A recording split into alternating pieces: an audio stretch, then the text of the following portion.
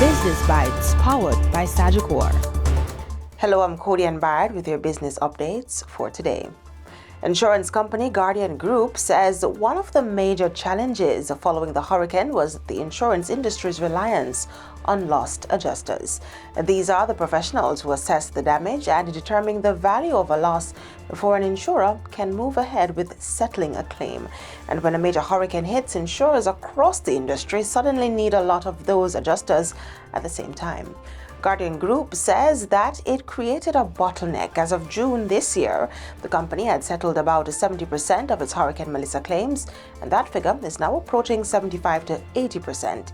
Speaking at NCB Financial Group's third quarter investors briefing, its CEO, Ian Chinapu, says it has taken a lesson from the experience and is changing how some claims are handled by introducing what it calls a no-average product, which is a faster way for us to actually work with our policyholders to get those claims settled, where we will now be providing a range of estimates in terms of the properties preemptively, so that we'll be able to process claims faster and with less input from the loss adjusters. That could help the insurer settle claims faster. Guardian has already started testing the system in Trinidad and says it wants to expand it across the region.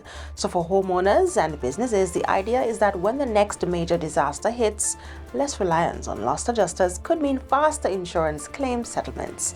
And that's it for the Business Bites today. I'm Cody and Barrett. Thanks for watching.